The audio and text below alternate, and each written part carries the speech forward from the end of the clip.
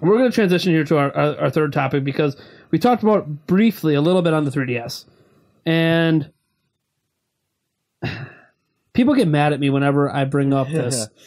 Eric and I got really, really chewed out by some fans about 4 months ago when we said it's time for the 3DS to die. How dare you? How dare you? But can we finally now say, or at least prepare for the fact that the 3DS is on the way out? Because here's some key things that are happening. Pokemon Ultra Sun and Ultra Moon. There was a new interview that went out last week or this past week. And basically they said that Pokemon Ultra Sun and Ultra Moon they view as the culmination of all of their work of Pokemon games on 3DS. And they talked about each game they released on 3DS and how they thought that pushed the hardware to the max. This next one pushed it to the max. Ultra Sun, Ultra Moon, that's it. We can't do any better on 3DS. Which basically was saying we're done with making Pokemon games on 3DS. And I feel like some of that attitude probably came from the fact that they're also making a full-blown Pokemon game on Switch. And now that they're doing that, they're like, yeah, we can't go back to 3DS now. What we're able to do with this is just, we don't want to go back. Pokemon companies always felt like a company that doesn't want to go back unless they have to. And I know some people might say, oh, what about Black and White, Black 2, White 2, or whatever. Again, I don't think the Pokemon company then was ready to abandon the DS. Nintendo was ready to abandon it, but the DS was still selling really, really well. So they weren't ready to abandon it yet, but I think they're ready to abandon the 3DS now. So that's one big thing, because obviously that's like the biggest game on 3DS is Pokemon games. Nintendo themselves don't really have any big first-party games announced for the platform next year.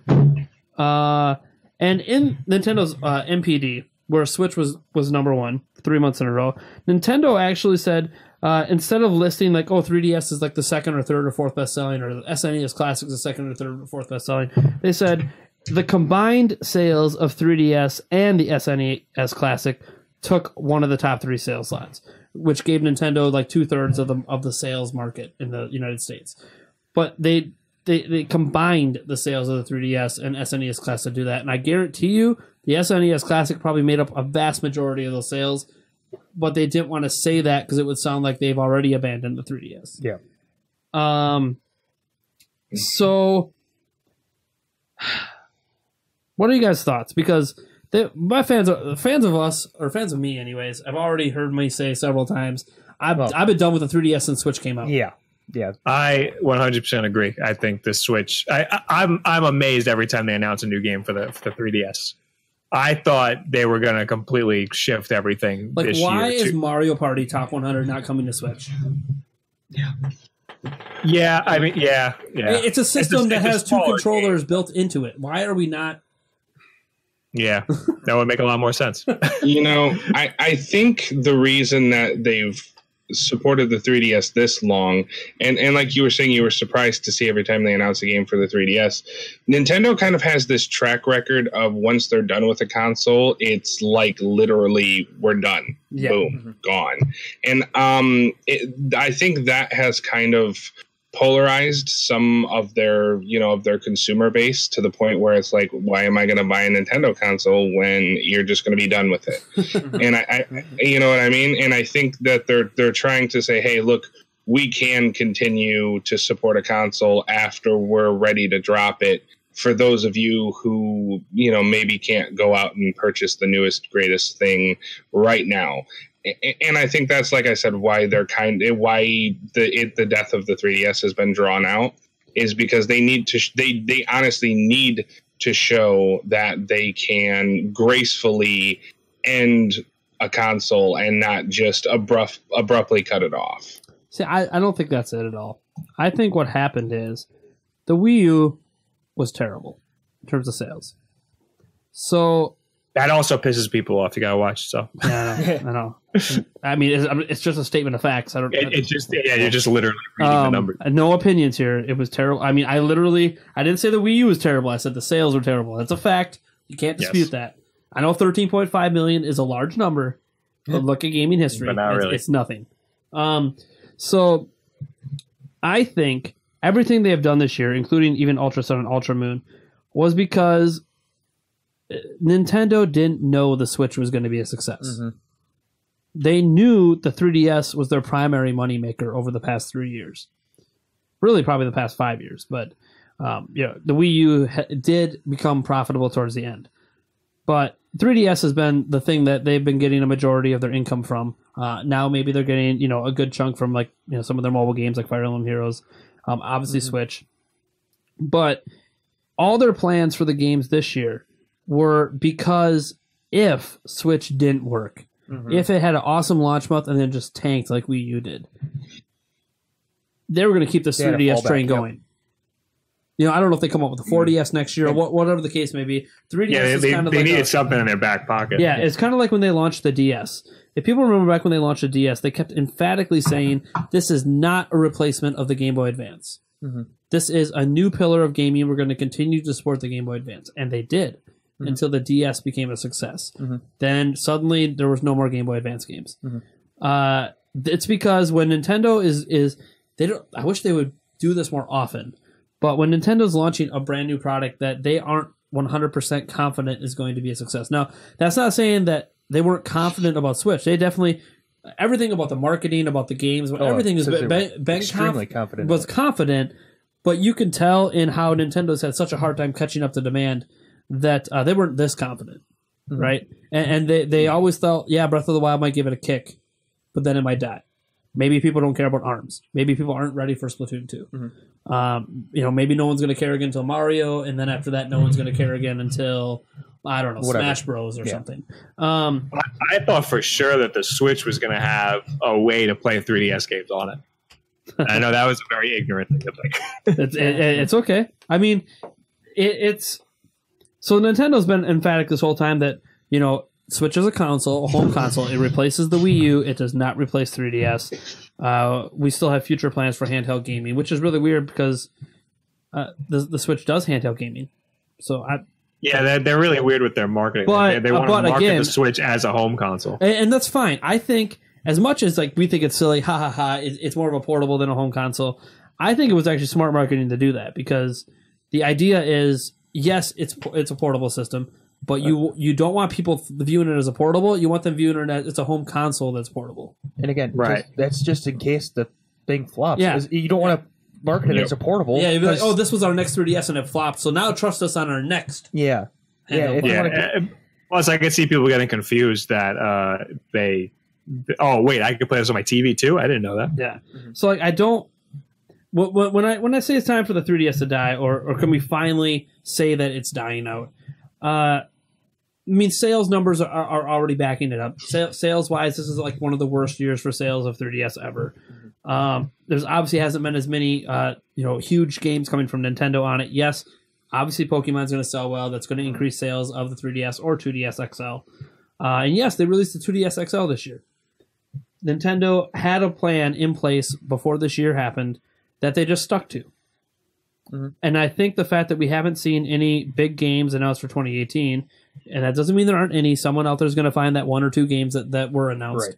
Right. Tells me that Nintendo just kept it around in case. And now they know. So they're not going to keep it around anymore. Because the big appeal of Switch, and we said this, some topics earlier, all of Nintendo putting their games on one platform, which has never happened.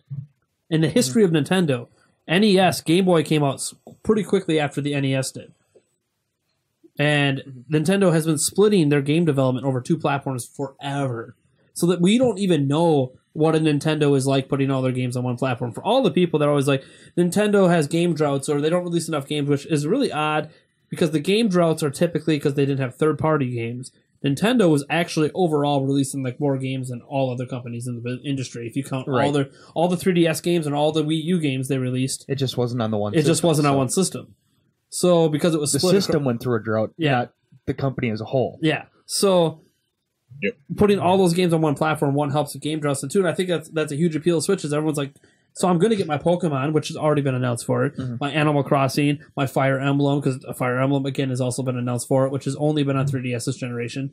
I'm going to get all these mobile games that Nintendo makes, and I'm going to get Nintendo's big AAA games, all on the same platform. That's a big appeal of Switch, and we already have evidence that that's happening with the Fire Emblem and the Pokemon announcement. That those are coming to Switch. When Fire Emblem has been on home consoles before, but it hasn't been for a long time. In fact, the whole franchise almost went away It rested on the sales of Awakening, and Awakening ended up just being a phenomenal game and saved the whole franchise. Unlike, unfortunately, what the last Dead Space game could do. Sorry, Visceral. Sorry, man.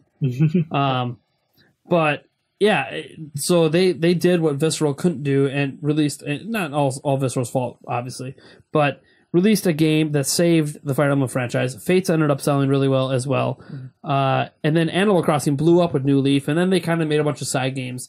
And I'm sure Animal Crossing is going to come over. Pokemon we've never had a traditional Pokemon game on what Nintendo deems a home console. And now we're getting one. I think at this point, the 3DS has had a good run. There are still some games out there to get. I mean, the Metroid Samus Returns, fantastic game. The problem I have, and this is what I've had since Switch came out, is because it's so good in handheld mode. Every game that comes out on 3DS from that point forward, I'm like, but this would be better on Switch. Yeah. Metroid Samus Returns, fantastic. Now imagine it was HD textures on Switch. I think people who get mad when you say stuff like that, they just have buyer's remorse. Like they have the 3DS and they maybe potentially have a Switch too, but they don't want to have to throw away. Especially if they bought 3DS. it this year or like bought it for Sun and Moon last year. Yeah, exactly. But here's the thing: if you bought a 3DS recently, I just want to get this out there. There's a massive library of games to go back to. Yeah, you are absolutely. not short on content to play. You can go on Amazon right now and get all these older games for cheap. 3DS games are like the one games that do drop in price. Okay? The console games, Breath of the Wild is going to be $60 for like 10 years. Yeah. But you can go get like Animal Crossing New Leaf for under 20. You can go get a lot of these 3DS games. This huge library of games are right there. Like, if you just recently bought a 3DS and haven't enjoyed that, go back and do it. Because you have a library of games. If you're a Wii U owner, you're screwed. Zelda was it. You're done. Right. And there isn't a huge library. The library is way bigger on 3DS. So I'm calling it right now that they're going to keep the 3DS around until they can completely catch up with the demand for the Switch.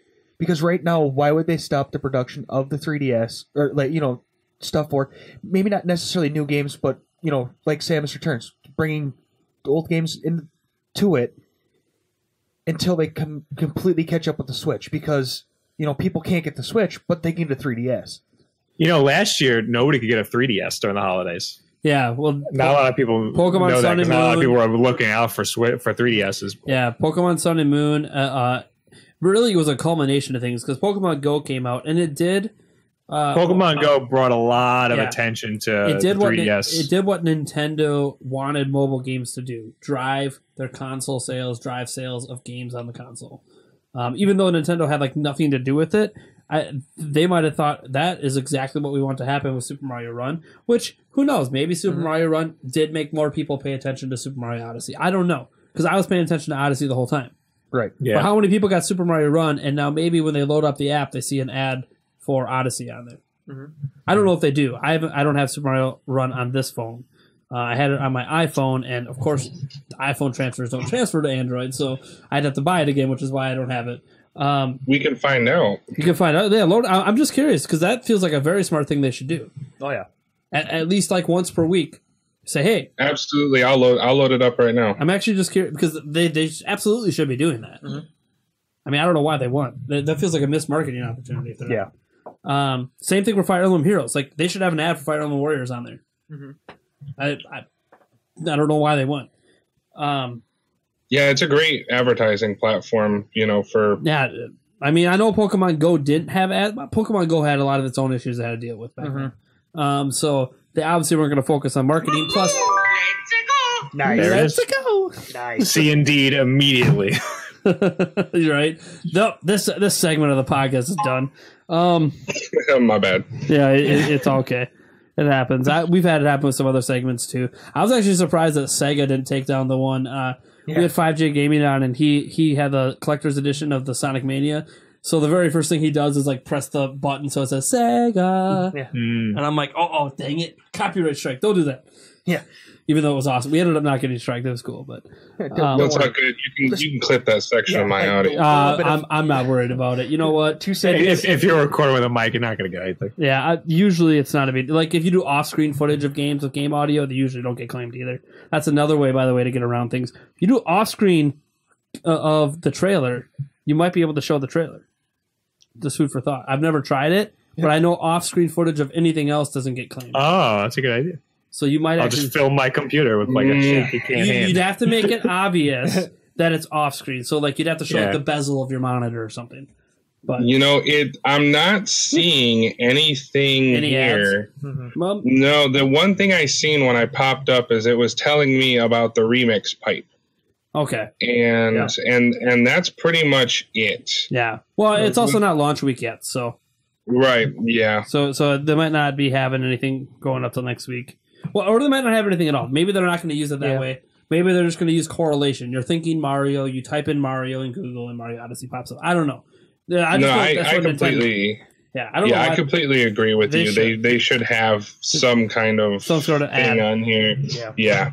And maybe they will. Again, it's not launch week. It's not even launch day. Maybe it won't be till launch day. Or maybe they won't do it at all. Nintendo, I'm giving you a free idea here. If you're not even thinking about doing it, you should advertise your brand new games in the same series in your mobile games. You can even do it vice versa. Although, I mean, if you guys remember on Wii U, they used to actually have ads pop up when you would start your system. Yeah, or they would have them just pop up randomly. Which was annoying. They would have the gamepad just turn on and it'd be like, oh, here's an ad. It was annoying. I'll grant you that it was annoying. But I think of things like, think in Breath of the Wild, right? Say they released a Zelda mobile game. And you load up Breath of the Wild and you're just on that launch screen. Yeah, the launch screen. How hard would it be to have an ad at the bottom of the launch screen? Right. Hey, check out this new mobile game. Right. No, that's a good idea. Like it's unobtrusive. It doesn't get in your way. You can do whatever you want. Like Nintendo can do that. But once you start the game, well, yeah, don't do it in the middle of the game. No. The Wii U had some issues with. I didn't. The Wii U was weird. Like sometimes they'd have an ad and it would just wake my Wii U up in the middle of the night, and all of a sudden I'd just start hearing music. Like, I'm like, what? Why is my Wii U on? Oh, there's an ad. Thanks, Nintendo. You advertised at 2 a.m. in the United States. Come on. Yeah, that's really weird. But whatever. They haven't done that on Switch, but I do think that they should. They could do a better job cross-marketing their games between games, both on phones and on phones. I know, like people say, "Oh, I don't want a pop-up ad." Let's be real. We all deal with pop-up ads on phones all the time. right? Is it really going to annoy you? And the other thing too is like you could have them during like the login bonus, like a lot of games. There you go. Yeah. There you go. There's ways to do it. Just like I said with Breath of the Wild, like there's ways to throw the ad in that doesn't really get in the way. And it doesn't have to appear all the time. It'll just appear that load, and then maybe it appears like once every 5 loads for like a month, and then it's done. I don't know. Just some ideas I'm throwing out there, Nintendo. I don't work in marketing, but I've ran like I used to run all the ad stuff at, because right now YouTube and my MCM, like they take care of all the ad stuff right now. But like at traditional websites, I'd have to do all the ad sales and ad placements and this and that. And when I was doing all of that, you learn things like what's the best place to put your ads at, what's the best way to grab attention without annoying people. Because if you do an interstitial ad, those giant pop-ups, everyone loves those. No. Oh yeah. No. Or pop unders, those are always fun. And the reason they do them is because that's where the big bucks is made. And it's funny, when I'm talking big bucks, I'm talking just hitting the same CPM numbers you get on YouTube. Yeah. Yes, running traditional print media websites, unless you already have an established one, is stupid in 2017. Just throwing that out there. Then again, it's not so much if YouTube's going to take all your money away anyways. So, and it's funny because I actually have a traditional website, NintendoPrime.net, but that's an aside. That's an aside. YouTube takes precedence. Cool. So, yeah, I think we're all in agreement. It's time. Nintendo might never publicly say it, but it's time. It just, after Pokemon, be done. Yeah. Like I said, I think they might drag it on. I think it's going to drag on until they can completely. But you even have indies out there being like, dude, we sold more copies of our game on this platform than all of the platforms combined in the first day. It's like, okay, right, it's time. Like indies shouldn't even be going to 3DS anymore. No, I know. But like I said, I have this strange feeling it's going to hang it's around Nintendo. just until they can catch up with the the Switch sales. I think if it hangs on at all, it'll be until Pokemon Switch releases. And the big problem I see with that though is that if they hold on to the 3DS, that might cause people to hold off on the Switch. Yeah, well, as I said, I mean, think about it. What did I say before? There's not a single 3DS game that comes out that I can't think of a million ways that'd be better on Switch. Right. And I know, but the dual screens. At this point, a lot of the things that dual screens are offering are just a view of your map. Yeah. Yeah, we've already solved that on single games. Yep. Screens before. It's not worth it. Yeah. So touch controls. Guess what? The Switch has touch. So, I mean, I don't use the touch very often, but there are specific indie games that require to use the touch, and it's fine. It works just fine. It works just like your phone does. Mm-hmm. So, they need to. That's my problem. Even if they drag it out, it could annoy some Switch owners, because how many Switch owners are like, man, I've been waiting forever for that Metroid 2 remake. Why'd you have to release it on your dead platform? Mm-hmm. Yeah. I would have gotten it. I didn't get it. I would have gotten it. I would have had day one if it was Switch. I didn't get a chance to get a 3DS. We were gonna get a 3DS, and like Wulff Den said, when we went to go look to get 3DSs, because my wife sold hers when she moved up here to be with me. But we were looking to get a 3DS, and we were gonna get Sun and Moon, respectively, but the only one they had was like a pink XL, and my wife didn't want an XL. Mm-hmm. And so it was like, we have a pair of pink XLs, and it's like, well, I don't really care about the pink, but my wife's hands are, as big as mine, so she doesn't like the XLs. Mm-hmm. So we ended up passing up on it, and we ended up getting a Switch. But I mean, if Samus Returns was on the Switch, I would have also purchased it. I mean, think about Switch sales are doing awesome. And I talked about how, like, even recently, it's been a lot easier to get a hold of a Switch. It feels like right now they're almost prepared for Odyssey and the holiday rush, because almost everywhere has a Switch. Yeah. Yeah. Not a whole lot. But would there be as many of them, which could be a good problem or a bad problem, if Samus Returns was on Switch? How many Switches would have sold just to play Samus Returns, especially knowing that Prime 4 is coming to the platform as well? Mm-hmm. So if you're a Metroid fan, you already know, why wouldn't I jump in now for the remake when I also know Prime 4 is coming? Right.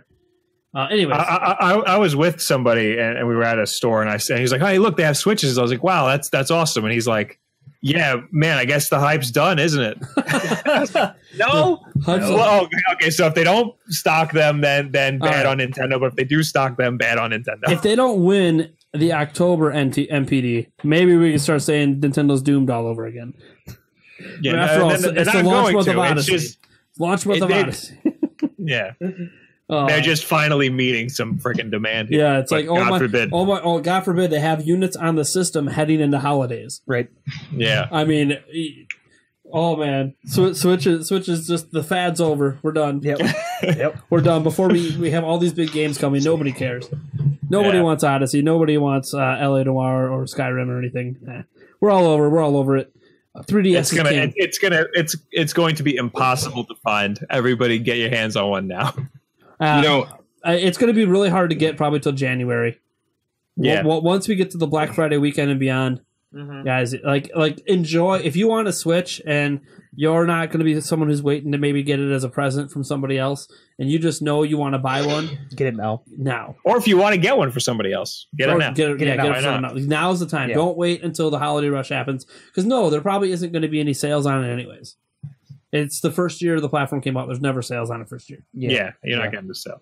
I think that Skyrim is going to do well for the Switch personally, because Breath of the Wild built the audience, baby. Oh yeah. But it's not just that. It's like, my wife's a huge Skyrim fan, and she, like, when she found out that Skyrim was coming to the Switch, because she didn't know, because we've known that Skyrim has been coming to the Switch pretty much from launch. I believe that was one of the games that they actually showed them playing was the first Skyrim, wasn't it? Yeah, it's Breath of the Wild, then to Skyrim. Yeah, so she didn't see that, so she didn't know that Skyrim was coming to the Switch until a little bit later, and then she got super hyped for that. And it's like, it keeps on giving. Seriously, they bring that thing to every platform in the world. Oh yeah. I mean, It's going to be soon, 2025. We're bringing Skyrim out for the 20th time. Forget making a new Elder Scrolls game. We're just going to keep bringing Skyrim out. Skyrim now on your shoe. So let's go. We're going to go to our last topic here, and this is a brand new topic I'm doing this week because we talk a lot of Nintendo Prime podcast, blah blah blah blah blah, and we still might talk some more Nintendo. But what this is it's just random time where we get to talk about anything. Each of us can kind of pick a topic, anything that we want to talk about, and just briefly give our thoughts on it quick. And then we'll move on to what. So it can be anything that it does have to do with gaming. Mm-hmm. This might be my excuse to eventually bring movies and stuff in. I'm just giving you guys a warning. Yeah. After I watch Star Wars, I might be like, okay, we got to talk about Star Wars. It's got to happen. And how we might have a Star Wars topic actually coming up here. I know there's something Eric wants to talk about. Yeah. In fact, Eric, because the three of us have done so much talking, let's get to your topic right away. Well, I was on Kotaku today and noticed that there was talk about Battlefront 2. And it's not presently planned to come to the Switch because they're looking for the best opportunities. Is that what it was? They're waiting for the correct opportunity or something. Yeah. But they said they're not ruling it out for Switch. Right. My question is what better opportunity than right now? Because the platform is selling like hotcakes. And why wouldn't you bring a Battlefront to a platform that is so hot right now? Well, I think the opportunity they're looking for is that it's been in development for a really long time. Battlefront 2. So, if it comes, it's going to be a while till they report it or something. Yeah, let's also look at Battlefront. The original Battlefront was touted as one of the best looking games, if not the best looking game of all time. Yeah. And that's something that they're going to have a hard time replicating on the Switch. And they're going to have to probably remake pretty much all of the models. The fidelity on the models in the original Battlefront games was ridiculous. Sure. So I think that's a large part of it. I have one counter to that. So when the original Battlefront came out, I didn't have the PC I have now. Mm-hmm. I had that crappy laptop that does it have a dedicated GPU in it? I don't even know if it does. It's old school AMD portable processor. It's really crappy. I played Battlefront on it on low settings, and the game looked worse than Switch games look. So it's like I would agree if they only built the game for that highest possible like setups or at least PlayStation 4, Xbox One levels and above. But on PC, man, they make these games so scalable. And the Frostbite engine itself is extremely scalable. So I don't know that they'd have to actually here's the kicker. Here's what they get to do. This is where the marketing comes into play for Battlefront 2. Because they did it with FIFA. Mm-hmm. FIFA wasn't in Frostbite. So the big marketing they said with that was it's the best looking mobile FIFA game ever. Nobody cares about that. Mm-hmm. But if the sell of this is it's like the best looking Star Wars game ever, then you say it's the best looking Star Wars game you've ever taken on the go. Mm-hmm. Period. You will not find a Star Wars game better than this on your phone, anywhere else, on the go. You know what the problem is? They wouldn't be able to put microtransactions on the Switch. Oh! Yeah, they can. There's games with microtransactions on Twitch. What games? Oh, jeez. Where do I start? Put them on the spot. Why don't you? I didn't know there was a way to do in-app purchases on the Switch. NBA 2K18 has it bad. I didn't know that. Yeah. Oh yeah, it's really bad. Yeah, pretty much third-party games.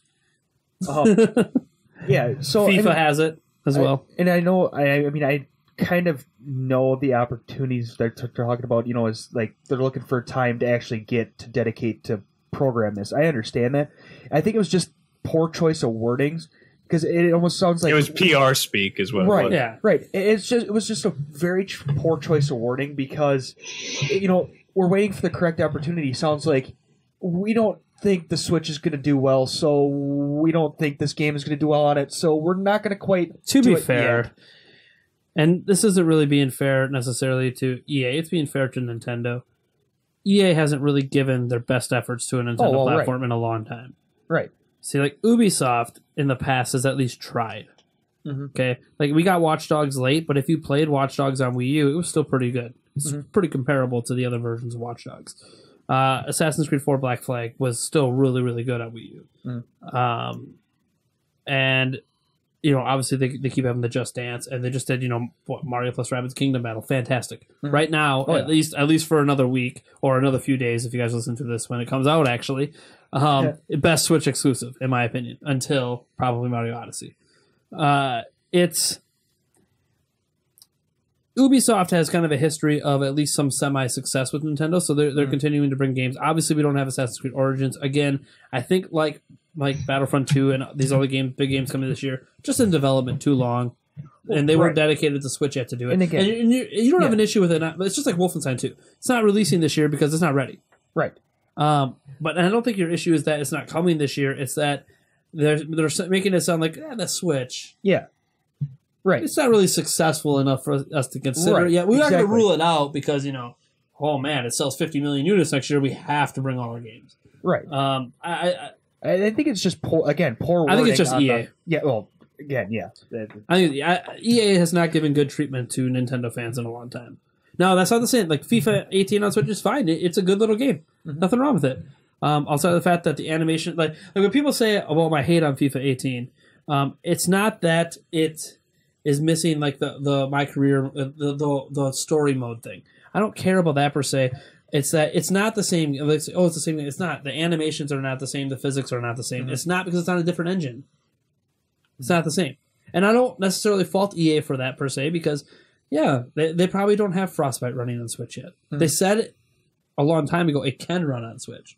Difference between can and does. Right. So I think if EA, see the problem is I love too many EA games. Right. EA's been treating Nintendo fans like crap for a while, but EA has the games I want to play. Right. Not all of them, but some games. Right. I think it would have been more of like we're looking for an opportunity to possibly in the future. Well, I would just say we have no plans at this time. Right. Yeah. I tell you, like we've seen other companies say, "Hey, are you thinking about bringing this game to Switch?" Well, we have no plans at this time. That doesn't rule it out, right? Exactly. But that just says, obviously you don't have plans at this time. You got to wait and see how it does now, and if it blows up and Switch keeps it being a success, and maybe if you're not going to have another Battlefront game for 2 or 3 years, then you'd be like, "All right, next holiday we'll do the Doom thing. We'll bring it over next holiday." Especially if they decide, okay, we're going to go all in. We're going to bring Frostbite over, which means now we're going to bring Madden over, right. And all of our other Frostbite engine games. Just like I really hope that, I don't think we'll ever see Assassin's Creed Origins because the engine it's on, it's funny. The game looks fantastic. I really want to play it, and I'm probably going to end up getting it on PC, even though the history of Assassin's Creed on PC is really bad. But that engine is not a very scalable engine. It is an older engine that they are probably never going to build an Assassin's Creed game on again. So a lot of this is because this game was being built at the time when they were releasing Assassin's Creeds every year. And then they paused after Unity and were like, okay. We need to take a step. I'm glad they took a break. So with how good this game looks, it's like, okay, it was right for you to take a break and get this game right. But now their new engine is Snowdrop. And that's what future Assassin's Creeds are going to be built on. That's what all their games are going to be built on. They kind of do the EA thing where now Frostbite's like that's what they make all their games on. So they're transitioning all their franchises right now. Ubisoft has a major problem where all their games feel like exactly the same game. It happens, yeah. Especially, I don't have a problem with like Assassin's Creed because Assassin's Creed is Assassin's Creed. That's what it's supposed to be like. It's like when you release Watch Dogs and like a lot of aspects of it feel like Assassin's Creed. It's like okay. Yeah, or you release you didn't have to the Division, and then you release Ghost Recon, and they're the same friggin' game. And the thing is, The Division's a good game. Ghost Recon's a good game, but it's like you could be a bit more original.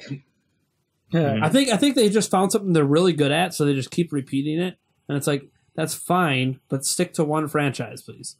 Yeah. Anyways, I actually like Ubisoft because not every game's the same. Like For Honor is that game.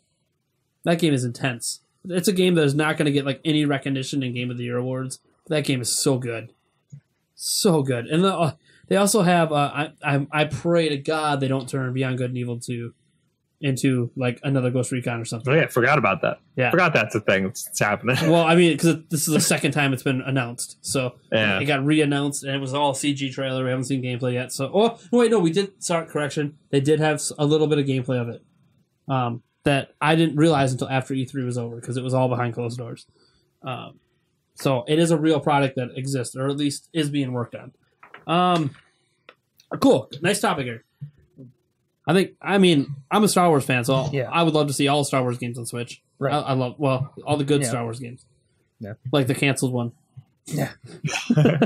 Actually, apparently, according to Jason Schreier, that canceled game was apparently not very good. Oh, yeah.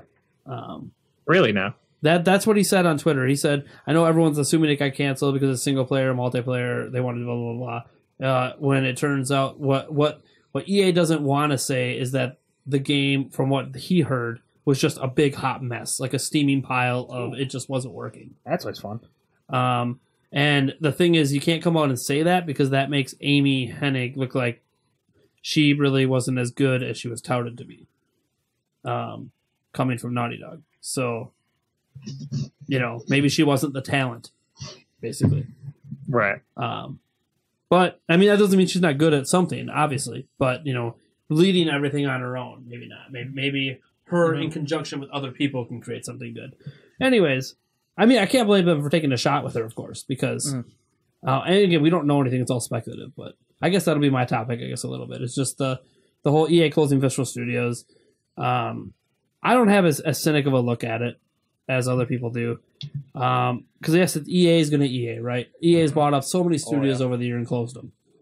But this wasn't a studio they bought, so it's a different situation. This was their studio. They founded this studio. It's completely EA, the publisher's fault that the last Dead Space game wasn't good.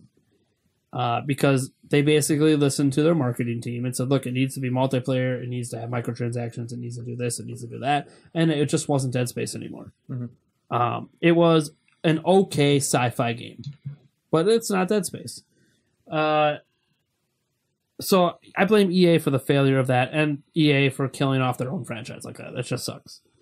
Maybe it'll get rebooted someday. I don't know. But this thing with Visceral, we don't know enough about what really happened. We have Jason Schreier saying one thing. We have all the fans in the world assuming this is EA going to EA. It's not a multiplayer game, so we got to can it, basically. Well, the way they worded it sounded like they were, that they couldn't, they couldn't figure out a way to squeeze in some microtransactions or I don't know. Put some paid DLC in there. I wonder if, because one thing they mentioned, and this is what made me wonder about the hot mess comment from Jason Schreier, was when they said they play tested it, and the feedback suggested that they should go in a different direction. And that's where I wonder if the hot mess comment from Jason Schreier came in, where they had some gamers test what was being made. And maybe they were probably pumped as heck. Why wouldn't you be pumped? Yeah. And then they're like, this isn't good. Like, they were probably hoping for like Star Wars Uncharted, basically. Mm-hmm. Maybe it wasn't that. I think it's possible that EA wanted to go away from something like a Star Wars Uncharted. Maybe. I think it's possible EA was asking loaded questions. Like, one of the things that they said was, we want to make something that gamers will be able to come back to for a long time. Sure. Wait, I have the quote right here.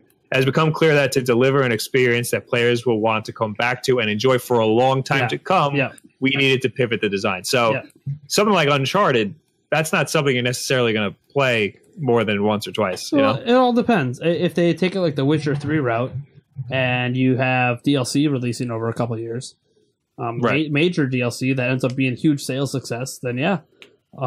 But again, I don't know if Last of Us or Uncharted. Those are huge successes, but they're linear, one shot deals. Well, here's the thing: when I think about this game, like say it actually was good.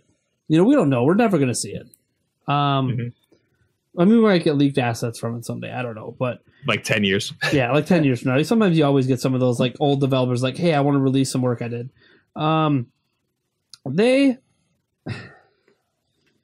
The thing about Uncharted, it's a huge success on PlayStation, but it's just a PlayStation game.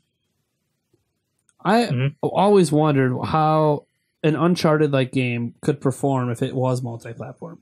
Just like I'm sure some people wonder how well Mario would perform if it's multi-platform. Well, what about Assassin's Creed? Well, see, Assassin's Creed is not necessarily the same thing as Uncharted. There's a huge difference between those franchises, especially when it comes to like some of the narrative. Uncharted's very the aspect I'm looking about is that it's a linear game. Yep. You play through the story once, and that's about it. And in that aspect, I think they're both very similar. Sure. Well, I mean, let's be honest. That's what a single player game is. You know, that's the thing. A story. Big publishers like EA and like Ubisoft, they want to get away from those linear single player experiences because they want to add tack on more things. My hot take this holiday is that Assassin's Creed Origins is going to end up being the best selling Assassin's Creed ever.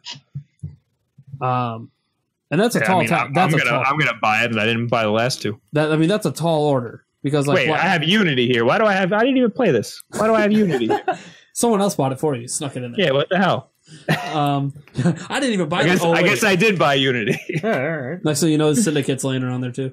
But I think that I really wanted to see what an Uncharted style single player game, because like single player games, I made a rant video about this related to this topic. How people are like, because there was that article on Polygon that was like single player games are going to go the way of the dodo because of this cancellation. I'm like, one, it's one game. Two, we're literally about to get Assassin's Creed Origins.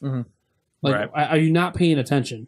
Because they were talking about Western. So like, yeah, I mentioned Breath of the Wild and Mario, but again, it's Japanese. So, you know, even when you look at Western, like there's so many big single player Western. Like, have you heard of Bethesda? Do you even know who they are? I just think they need to lower the scope of certain games. Like, not every game has to be Skyrim or The Witcher. Yeah. See, Assassin's Creed can get away with it because they have a pre-built fan base. Yeah. The Witcher didn't start out like The Witcher 3 is amazing. It didn't start out that way. It built up the revenue to be able to make a game like The Witcher 3. And I feel like what The Witcher is actually a good series for this. Even Nintendo with some of their IPs is a good series. You know, a good representative of this is when you release a new game or a new IP, you don't have to go crazy with the budget. Come up with a concept, make it work. The original Assassin's Creed was extremely flawed. But they didn't that was a pretty bad game. But they didn't drop a huge budget on it. They came up with a concept and proved it could be entertaining. It didn't mean that it was perfect. It didn't mean that it's a game you want to keep going back to, but it was a concept that when they released it, the fans showed up and proved this is the type of thing they want to see explored upon. So they used the money gained from that, made Assassin's Creed 2. Assassin's Creed 2, huge success. Corrected almost all the flaws of the first game and built on top of it and built a completely better game. Still an Assassin's Creed game, but completely better. You look at Nintendo with some of their IP. You know, Splatoon was built on a very, very tiny budget. Very tiny budget. Don't know if it's going to be a success. Comes out, big success, especially in Japan.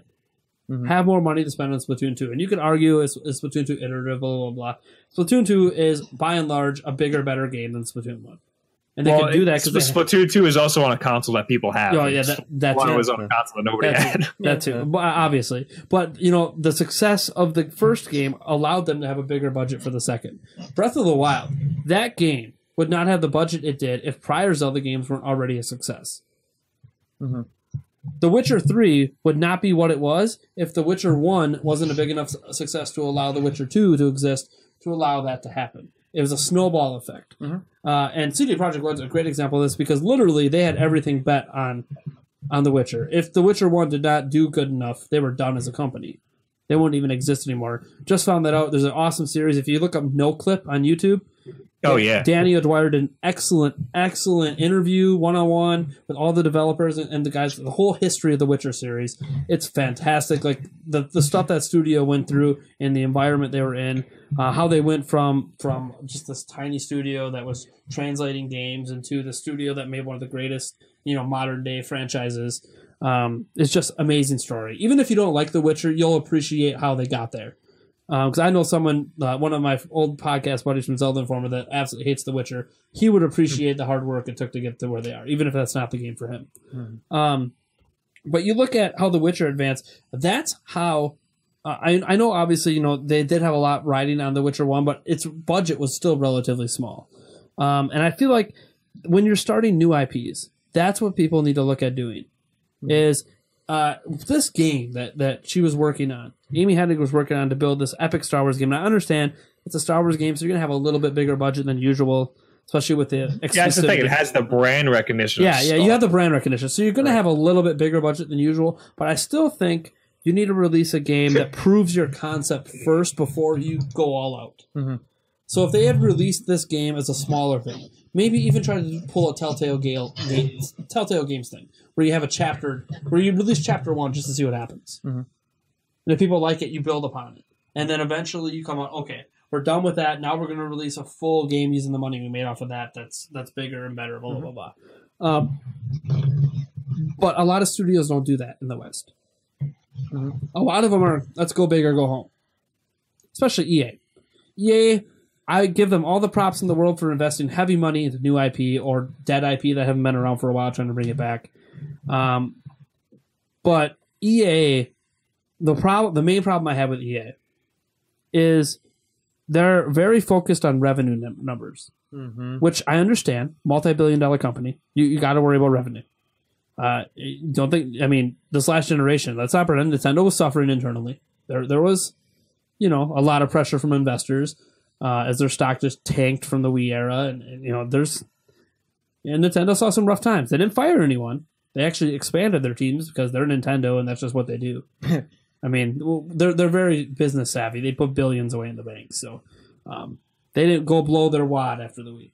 But it's very interesting to me that I feel like developers, EA is so focused on revenue that they are forcing the new revenue streams that exist today into unproven games.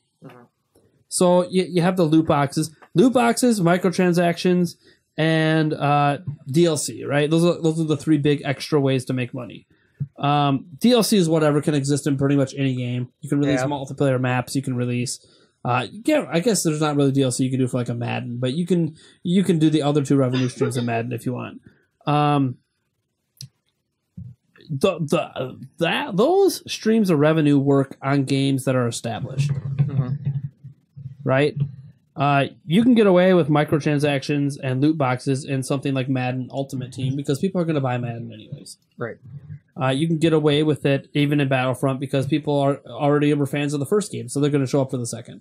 You can do it in Destiny 2 because people were fans of the first game, although Destiny 2 did not sell very well so far.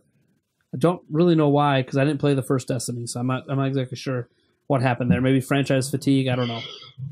I don't know. The first one was great. I played the second one, and it's also great, but I haven't played it as much as the first one. I don't know why the sales numbers are so low. Maybe the only thing I can think of is it is an MMO. Does it make you start all over again? Yeah, pretty much. That could be why. Well, yeah, you don't carry any of the same equipment, and that's really all that you would have. People don't like starting all over again. If you look at the most successful MMO in the world, like World of Warcraft, you don't start all over again. I think wait till Destiny gets on PC. Yeah, and then we'll start to see the sales. But I don't know. I don't know if we're going to see the sales jump up. I think at the very least, I mean, all the PC people are going to get it, but then I think we'll get some brand recognition, and we'll see people. We'll see. We'll see it trickle out to the other consoles, same way Overwatch did it. We'll see. No. Well, Overwatch I think is a little different because Blizzard has a huge PC gaming following because of World of Warcraft, because of Diablo, because of StarCraft. Yeah, but then people like me who are like, this game looks awesome, but I don't want to play it on my PC or on my PS4. Well, sure, but I'm just saying like it was going to have a huge audience on PC right away anyways. That's kind of what I was saying. Because Blizzard's audience was primarily on PC at the time. Mm-hmm. Yeah, this is the opposite. This is an audience that's primarily on console now. So I don't know. Like the original Destiny, was that on PC or no? I can't remember. It wasn't on PC. No, it wasn't. Okay. Yeah, couldn't remember because I didn't play the original Destiny. So, but yeah, I don't know. Game developers sometimes are too focused with new IP on trying to milk as much revenue as they can before proving a product is worth buying in the first place. Mm-hmm. Mm-hmm. So, the other thing that I think about Destiny is a lot of people were kind of burnt on the fact that Destiny, some of the DLC for Destiny is just now coming out on Xbox and other places that Destiny is on. That sucked. They had console exclusives. Yeah, I don't know. That's actually going to be a topic I was going to have for next. And Console exclusivity. console exclusivity is all right, but I think that's taking things a little too far. There should not be console exclusive DLC, in my opinion, on any game that's multi-platform. You want to have a timed exclusive like Tomb Raider on Xbox One was exclusive for like a year. That's fine. So everything in Destiny 1 that was exclusive to PS4 was a timed exclusive. It's, But see, the thing with Tomb Raider being exclusive on Xbox is, PlayStation 4 eventually got the game and all the DLC. So, and the game didn't exist on the PlayStation platform at that time. So Microsoft ponied up to basically help get the game be made in the first place. So there's a potential that Tomb Raider game might not have existed if that didn't happen. Just like Bayonetta 2 wouldn't have existed if Nintendo didn't step up to the plate. So that kind of stuff, I don't have, like the timed exclusivity of specific games, that doesn't bother me. But when a game releases on all platforms and then one platform gets the DLC and then the other platform has to wait months or years, that's wrong. That shouldn't happen. You're basically telling people, hey, look, I understand why PlayStation would do it. Obviously, it's to benefit them. But the company, I don't know why a company would do it. I mean, it's because this has to be a fat paycheck. Oh, yeah. Has to be. Because why would you be like, we want to cut off, half or more of our user base from the ability to spend money on our game? That's, I don't know. That's a bad. I think you guys are right in that might have soiled a lot of Destiny fans especially on platforms that weren't Sony. They're like, oh, wait, Destiny 2 came out. I just got the DLC. Right, it's like, are you gonna do this again? I mean, or even the people who are on the Xbox, it's like, I just got the DLC. Why am I gonna jump over to Destiny 2 and start all over when I just got the DLC for the first one? Yeah, and not just that. It's like, well, am I gonna have to wait again for how long? Why don't I just wait till the DLC comes from Destiny 2 and then I'll buy it then? Right, exactly. I would laugh if. Assuming Destiny 3 ever happens one day, this is just my hope and praying that this is the future of gaming. My hope for the future of gaming is that every cross-platform multiplayer game has crossplay. It just becomes a thing that's just industry standard like 10 years from now. And that Destiny 3 comes out and they're like, look, Sony, all that exclusive DLC we can't do anymore because we have cross-platform play. And then Sony will be like, oh, but you can't do cross-platform play on our platform with Xbox. You can do it with PC if you want, but not Xbox. Well, we can't do it with PC because PC is also connected to Xbox and Switch. So we're just not going to release on your platform now. This is just me, my jaded attitude towards Sony with crossplay, because I think Sony is the thing that's preventing crossplay from becoming standard. Oh, they are. Yeah, that's really sad. It's really sad that it's that way. It'd be so good for developers and gamers. Yeah, maybe it's not the greatest thing in the world for Sony, but I mean, let's be real. Xbox isn't going to catch up to you. You got a death grip on the market. Yeah, Xbox is not catching up to you. Regardless of crossplay, Xbox isn't going to catch up to you. You have all the momentum for PlayStation 5 or whatever you're going to do next, and you probably don't even view Switch as in your league anyways for competition. You view it as something totally. So you probably view it more as a Vita competitor than anything else, and you don't care about Vita anymore. So who cares? They also kind of just came out and said that the Vita was dead, like on stage. Yeah. Oh my god, that was so bad. It's like that was really bad. Oh, I can't believe they did that. I'm like, poor Vita. Like they don't even try, and they got rid of it. Oh, I felt so bad because Vita. I will say, people, as much as I love my 3DS, Vita should have been like this huge thing. Sony screwed the future of it so bad. Yeah, I had a Vita for a short time. Unfortunately, it got damaged, but I had a Vita, and for the short period of time I had it, I loved it. I mean, especially like when the Binding of Isaac, the new one came out for it, I was like all in on that. Well, maybe I should say thank you, Sony, for screwing up the Vita that bad, because the Switch No, it just took your market away. Paved the way for the Switch. So like, it definitely. if you had a chance to basically do what the Switch was doing before the Switch did it, with Vita. I mean, the Vita really, it vacated the throne and polished the crown for the Switch. So yeah, I mean it. Well, it never really even had the throne per se. If you want to argue, because the 3DS just trounced all over it. But it's like, yeah, but you were getting games on there 3DS couldn't have. Like Sony ran into the problem that I think Nintendo's had forever. That was masked by the fact it had massive third-party support. Is the supporting two platforms thing? They came from primarily being a console company, and yes, PSP was. I mean, it was a success. I know people don't like thinking it was, but it sold 80 million units. It sold as much as the PlayStation 3. I'm sorry, the PlayStation 3 was a success. The Vita or the PSP obviously was as well. But the PSP success came primarily from the third parties that supported it. And that's the thing. I think they were hoping that AAA third-party games are just going to keep coming out for the Vita and really carry this thing, and so we don't have to make good games for it. And that's I think the other thing too is they were saying it's like having a PS3 or was it like a PS3 or PS2 on the go, whichever it was for the Vita. It was underpowered for what they hyped it up to be, and I think that also kind of. Well, and Switch's obviously big advantage for success over that is this is their primary platform. There's nothing above Switch. Exactly. Whereas Vito always had the thing like, yeah, it's a portable console, but I mean, our real console is over here. Right. So again, that's obviously something they would have to battle with. But again, I feel like if they had pivoted towards Vita over PlayStation 4, they could have the market Nintendo has now. But whatever. I mean, obviously Sony did well for themselves. PlayStation 4 is still. I mean, even with Switch owning 5 of the last 7 months, it's PlayStation 4 right on its heels every month. Still. Yep. To this day, PlayStation 4 just continues to rake in sales, regardless of if new games release or not. So PlayStation 4 is doing just fine. Yeah, the PlayStation has some really juicy, exclusives. I mean, I'm not sure if they're going to be bringing Kingdom Hearts to the Xbox or not, but I mean, Kingdom Hearts, they just released. Switch, please, Switch. Oh my God, you have no idea. Oh, I want to Switch so bad. Yeah, I went out and we got an Xbox One.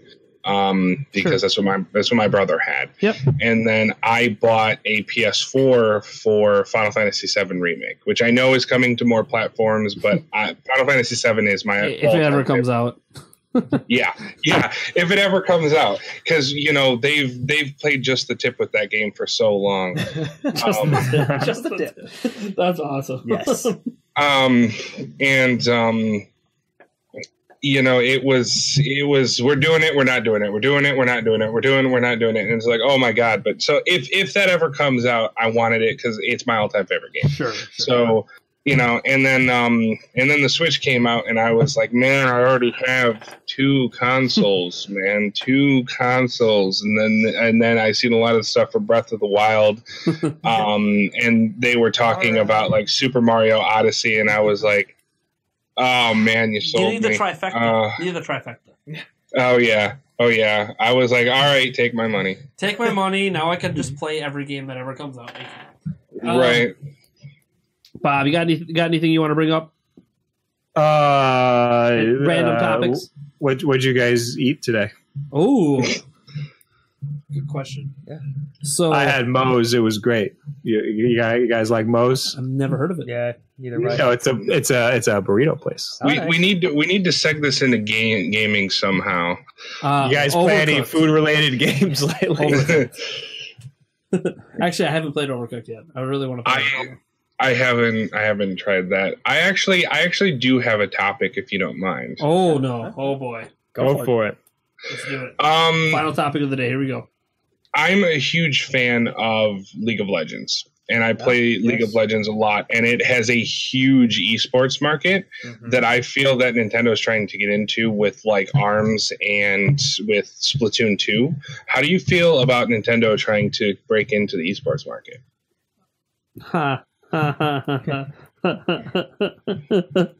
Until Nintendo's willing to offer cash prizes, they're never going to break in. Yeah. This is something that they desperately need because of the big Smash community, but they haven't been giving they're very hands off with the Smash community. They don't have a true esports. I mean, they have the Nintendo World Championships, which I think is a really cool event that they're probably going to hold every other year or so. Maybe they'll do it every year. I don't know. I'm hoping for more of every other. Builds up anticipation and hype, and allows for more games to come out so you can vary the competition. But besides that, that's more of like I feel like that's more of like a for the fans kind of competition, right? It's not about money. Yeah. It's not about. It's about prestige, right? That's a prestige tournament. It's about Nintendo showing off. Well, sure, it's but it's showing fun. off. But it's fun. But it's fun. Exactly. Like, it's Nintendo Versus. That's what their esports thing is called. Yeah, it's just, to me, the problem is it's kind of like Nintendo with YouTube. I don't think Nintendo views that anyone that uses any footage from their games or anything to do with their games on screen should ever make money. Yeah, they have this. You take that and extrapolate that to gaming, to competitive gaming. They're not going to think that anyone that plays their games should be making money. Yeah, it's like anything to do with anything Nintendo. There's no way you can make money on it, and it's a shame because I feel like Smash. I mean, even though TSM, my favorite League of Legends team, has two players that play Smash competitively. If they set it up like LCS or like League of Legends Worlds, where they had like an actual where people could go there and make money and teams could actually compete and have like an actual esports scene, I think Smash would do massively well. I mean, League of Legends, I'm fairly certain, is probably the esports competition is probably their main source of income. Yeah, maybe. Maybe. What I don't like, this is where this shows how out of touch Nintendo is with esports. When Switch was first revealed, they showed Splatoon 2. They kind of mocked it being at EVO, one of the biggest esports tournaments out there. And that's great. Nintendo's trying to push Splatoon 2 into EVO. Splatoon 2 comes out, they offer a spectator mode, which is perfectly built for an esport. Yeah. I mean, it exists for esports. There's no other reason for that to be there but that. Right. And as we saw at the Nintendo World Championships, where it was finally used in like a professional style tournament, that was a very, very awesome. Like the way the spectator mode allowed them to navigate the field and look at all the combat and look at what's going on. It was highly entertaining. Yeah. But the problem is, why did you show off your game as an esport at an event that's all about cash prizes? Right. If you're not willing to sponsor the event, like you're willing to say, "Oh, you can have our game there," but you need to figure out how to pay people. It's like, okay, even if Nintendo would be like some of the esports out there, right? They aren't even necessarily paid for by the company. What the company will do, Valve does this sometimes, like for CS:GO, is you basically donate to buy a ticket. And like half of the donation money goes towards the prizes. So they're not really paying for the prizes per se, but they're allowing fans who want to attend to provide the money for the prizes. Yeah. Even something like that, like where it doesn't really cost Nintendo anything but organization, right? They got to organize it, get the venue, but the tickets that they sell are going to pay for the venue anyways. But they're not. Nintendo is in that point where I don't think they like. As greedy as we talk about other companies being like EA or whatever, this is, I think, where some of the greed from Nintendo comes in. Where we're like, sorry, we just want you to play esports for fun. We don't you're a professional level player, but you're not respecting the fact that professional level player spends 100. Like I spend 100 hours a week doing YouTube. Yeah. He spends 100+ hours a week playing Splatoon 2 to perfect a weapon. Oh yeah, and it's like, I think they would allow cash prizes, but they'd want 40%. I think they would allow cash prizes. I think they would allow cash prizes. Well, the thing is, they don't not allow it because Smash Bros. Has been EVO and there's been cash prizes. Yeah. Nintendo just doesn't there was take cash prizes at some of them. They are willing to let... They won't take anyone's money for the cash prizes away.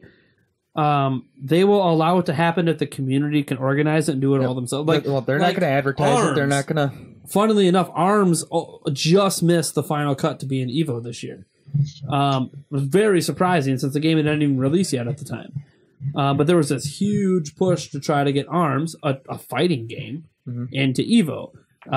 And that push might happen this next time with Splatoon 2.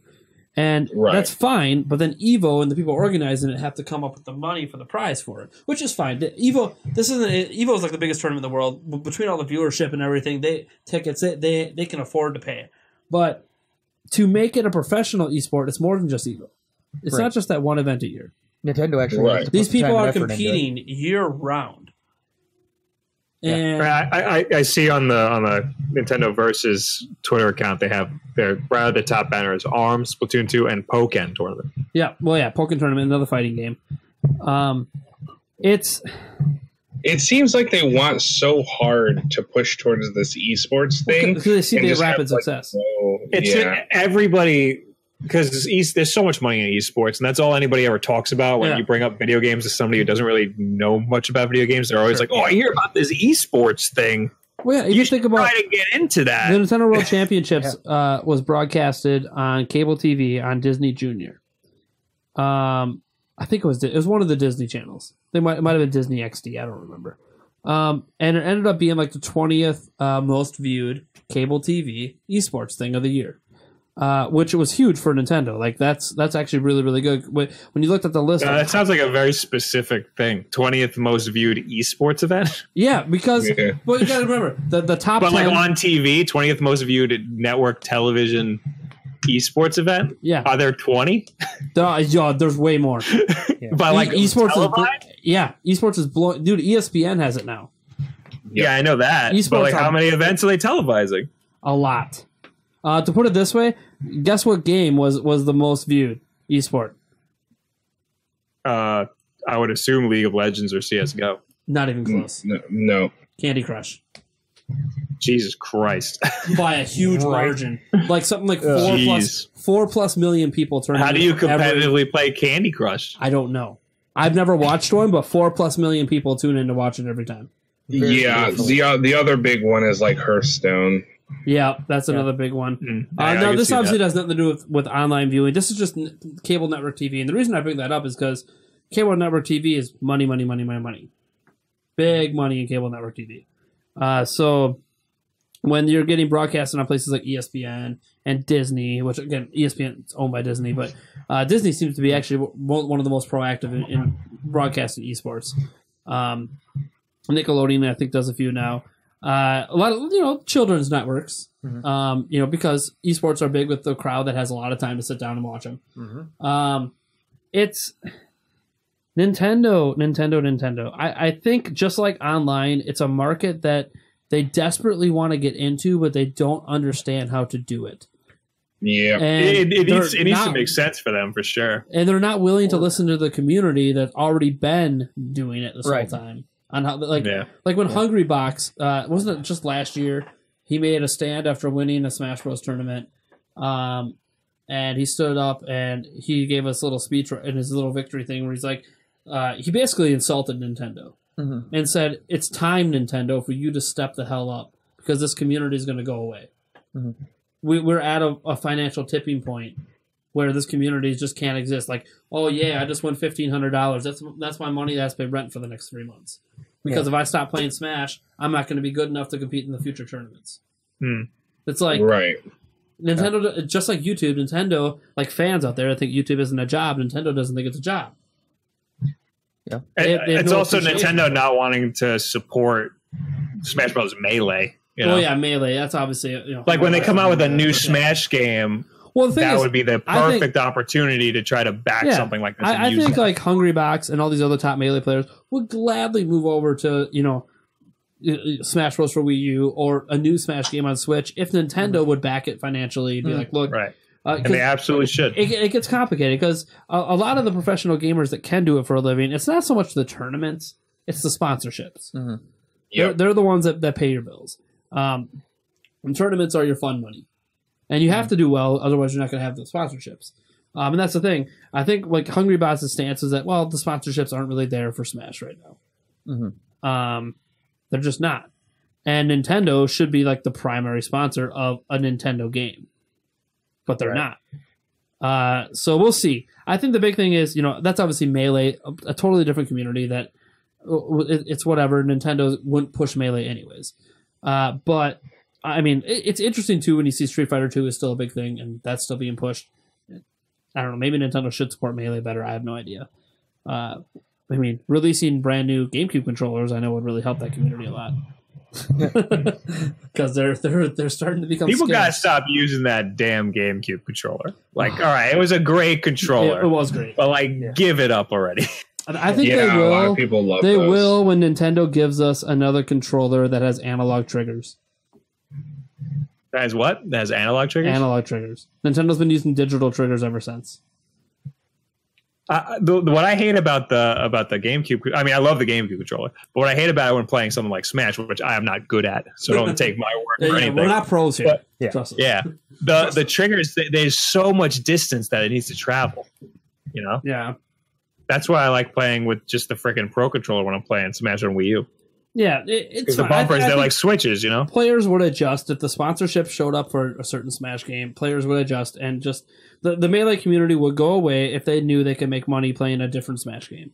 But right now, I mean, the Melee community doesn't go away because it's the only Smash game that's consistently being picked up at tournaments.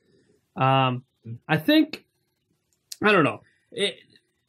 I think next year is going to be telling, because if Splatoon 2 or ARMS or both can get into a thing like EVO, and the numbers of viewers, so that's what's going to prove it. If the viewership numbers for the Splatoon 2 event at EVO are astronomical, like blowing the Nintendo World Championships out of the water.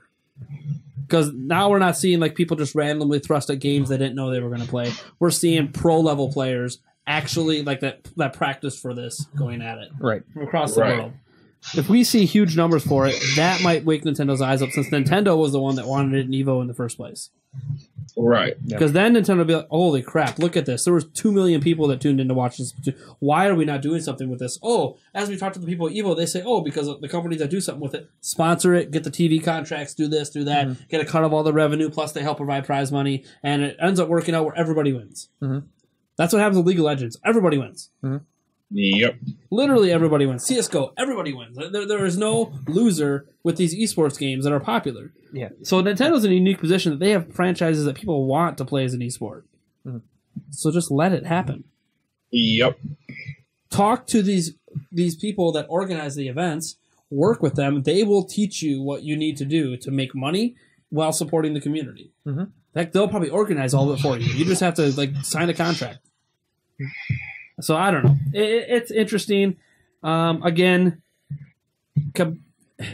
Nintendo, their greed comes in thinking that they and only they are allowed to make any sort of possible revenue ever off of anything to do with their games. Yeah. I'm surprised they haven't outright just made reselling Nintendo games illegal at this point. Like selling them to GameStop. It definitely seems like they want to go that way with it. I mean, they probably can't make it illegal in the U.S. Just to be clear. I feel like there was a lawsuit about that. Nintendo tried to make that illegal. Yeah, I was going to say, just to be clear, in the U.S. they can't actually make that illegal. They've just made everything else about it. Tried to do that, didn't they? No, Xbox tried to. What was it? The way they tried to have, they tried to pull a Nintendo. Your game is tied to your system. Yeah. So if you try to borrow they tried to game make it a friend, online you can't only. do it. Yeah. But which would then also kill the resale market. Well, it would have. It didn't happen. Right. So Sony's famous, here's how you trade games with your friends. Here you go. Yeah, right? Yeah. It's like, no, I mean... Microsoft, the gaming world would never... Totally set the gaming Sony world would never allow that to happen, though. Because when Xbox even mentioned the fact that you possibly couldn't even here's the thing. do that, gamers were so pissed. I understand that. But here's the thing. I'm not going to say that gamers will never let that happen, because who would have ever thought a decade ago gamers would let microtransactions happen? Gamers would let loot boxes become this big thing. Let real life gambling happen in video games. No, that makes more sense than not being able to trade your games in or sell them. But does it? They're letting themselves get nickeled and dimed for arguably less content. I think a better argument for preventing gamers from trading in their games is something like how what was that tractor company that wouldn't let people work on their tractors if you bought a tractor? Stuff like that. Yeah, like how your iPhone isn't yours, you're renting it. Yeah. Stuff like that. Yeah. I mean, there's also the argument that everything's going digital these days anyways. Mm-hmm. So, right. I mean, eventually we're not going to have games to trade regardless. That's true. I think it's one of those things where, like, when you say gamers won't let that happen, gamers get upset about a lot of things, but we keep buying stuff anyways. Yeah. Yep. I mean, money talks. It's all our fault. Like, think about us. Like, we're all older people. Like, and not like we're old, but we grew up in an era where a lot of the stuff that today didn't exist. Loot boxes, DLC, microtransactions. Like, DLC, it doesn't even bother me if it's done well. I grew up with expansion packs. That's the thing. That's cool. Right. I don't mind expansion packs when they're done well. You know, I bought all the Age of Empires expansion packs. They're awesome. But I mean, there's World of Warcraft still releases massive expansion packs. It's that it's not us. Like, we can't stop it because sometimes we forget there's always a new generation of gamers coming up. Mm-hmm.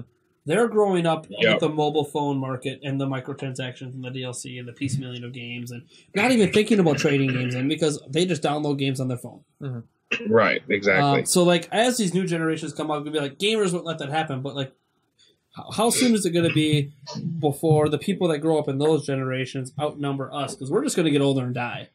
And they're just going to keep coming. No, we're not. I hate thinking about that. Getting a little somber, but I mean it's true. Oh yeah. Yes, I think right now I get where we are the, as I think even Switch is proving, like, we are the primary gaming group right now. Mm-hmm. The 20 to 35 and 40, like, that's like the primary gaming group that still remembers growing up without DLC. Blah blah blah. Mm-hmm. Right. We wouldn't let this happen. Like, obviously, we didn't let it happen with Xbox. We will not let that happen. Mm-hmm. But there's going to be an age group that will eventually, and so we're not going. This group that dominates gaming right now is eventually going to shift to a new 20 to 40 year demographic when we're in our 60s and 70s, and at that point we might be like we might shout from our rooftops if we could still even look at screens at that point from burning our eyes out from playing video games for 40 years. Have to flip our glasses up and down, up and down, up and down. Yeah, magnifying glasses. Yeah, right. That's what's going to happen. We'll bring back the Game Boy magnifying glass. Oh God! And you know my old Game Boy magnifying glasses. Oh my gosh! All right.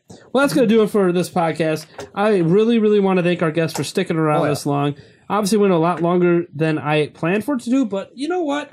We were having such a good conversation. Oh, yeah, I wasn't like, let me just cut you off and move on. Like, no. We need to talk this out. We need to hash it out. Very good stuff. What I think I loved most about this podcast compared to some other ones is I think we had, like, I got to say, I know, Nathan over there, you're a Patreon backer, but man, you had some very unique perspectives on the kind of the development side of things. It's very awesome to have that on here. My next step up from you is bringing in someone who I've been talking to a couple indie devs that have been successful on Switch. Mm-hmm. I want to get some of them on because I think they're going to have some even deeper insights since obviously they've worked natively on the platform, right, and know some stuff. And obviously, Bob Wulff, you always have some good stuff, baby. Oh, thank you. There's a reason I tuned into your live shows and your channels, and it was good being here. Listen to you bitch about Nintendo and I bitch a lot. Star Wars and just everything. I got a lot to bitch about. You got a lot to bitch about. Your recent Sonic video, just bitching away. Yeah, that's what it is. That's all. That's what you subscribe to this guy for. Yeah, that's why I'm subbed to see what is he going to bitch about next. Hey, Wolf, do you mind posting your channel in the chat? I actually, I recognize your avatar, but I don't think I've, but I don't think I've ever been to your channel. Wolf Den. Unfortunately, I don't get a lot of time to search YouTube. I just watch who I already know. You know what I mean? So, so you could obviously, we'll have links to all this in the description and everything, though. You can go follow Nathan, also known, I already forgot what your username is. But Afix. Okay, Afix, yeah. From Stardive Studios. We'll have a link to his Twitter down below. You can go follow that. Hopefully they have some cool things coming. As you just heard, he kind of does it in his spare time. But, hey, you know what? Something's going to come of it someday, and it could be amazing. And I know I'm going to be there. And if I think it's amazing, you'll probably hear about it in Nintendo Prime anyways.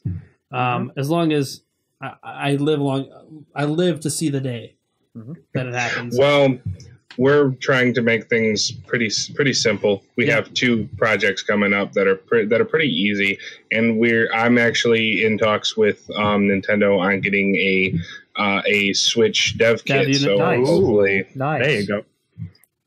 Nice. See, so maybe that future indie dev is you that I'm talking about. That releases a game on Switch. Perhaps. And obviously, Bob Wulff from the Wulff Den. I'll have a link down to his Twitter and his YouTube as well. It'll also pop up on the screen here, and you guys can just go to it directly. Maybe a bunch of you guys already follow the Wulff Den. Maybe you don't. If you don't follow the Wulff Den, and this is the first time you've ever heard of him, we just talked about how you like to bitch, but how would you describe your channel? It's so, oh my god, every Tuesday it's me talking about video games. Every Wednesday it's my brother talking about comic books. Wednesday night we go live and we do a kind of a podcast like this, and then it is archived, and sometimes I stream on there. Yeah, isn't it? It's mostly Nintendo focused. We stream Sundays sometimes. Yeah, so whenever I feel like, well, I mean, it's been every week lately. Lately, whenever I feel like it. Yeah, I still remember the first time I discovered your channel is when you made that video. It's got to be like a year ago now, about like how to become a successful Twitch streamer. Oh God, yeah, I had a lot of opinions about that. First, have lots of money. Oh my God. Yeah, that's all everybody wants. Everybody's like, let's just start rolling with some money. That's not how you do it. Just start rolling in it. Yeah, that's not how you do that. How to be a successful Twitch streamer? Don't be me. Yeah. All the advice I'm giving you, I do not follow myself. Yeah. Yes. Exactly. Well, that was a good video. Yeah, very entertaining. Hope you guys enjoyed it. I enjoyed my time with you guys. Maybe we'll have you guys on a future podcast. We'll see here. Now that I know that, man, we all have good things to say, I'm going to have to maybe plan better ahead of time for a longer one.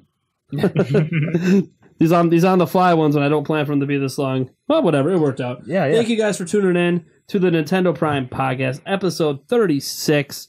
If you would like to get the full audio for this right now, it is available on our Patreon. It actually was available a day before you even saw the video version on our Patreon for our $5 backers, or up. We have other tiers as well. I also know some people are concerned about the fact that it vanished on iTunes recently. I hear you. I'm working on it. Hopefully by the time you even see this podcast, it's back up.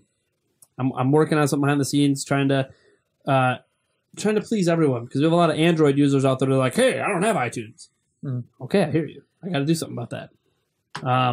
So try to get it up on Google Play and all that stuff, but hopefully I have a solution by then. If not, hey, it's life. Life moves on. Thanks for tuning in. I'll catch you. Well, I guess I always say I guess I'll catch you in the next one. Okay. I feel like I jacked that phrase from somebody else, or like 20 billion other YouTubers. They're all, there's too many. There's going to be some overlap. I got to come up with something original. Yeah. Catch you all on the flip. Yep. On the flip side. That's it. That's your new one. You got to do it forever. Every time I live stream, people are like, dance. We want to see you dance, because I danced a couple times. But you just opened a door. Oh boy. Yeah, right. Pandora's box. Now it's just going to be like, that should be your outro every time. Dance in every video. I'm like, no. I'm not Ellen. I told them, hey, here's the deal. We hit a certain Patreon goal. I'll give you a 10-minute dance you guys want so much. Okay, God. But then we'll hit it for like, we'll hit it for like a month, and then they'll all, oh, we got our dance, we're done. What is he going to do next? Is he going to learn Michael Jackson's Thriller? Stay tuned. $1,000 Patreon goal. Oh boy. All right, folks, it's been fun. Long night, tired. Oh yeah. Catch you guys next week. Bye, everybody. Peace.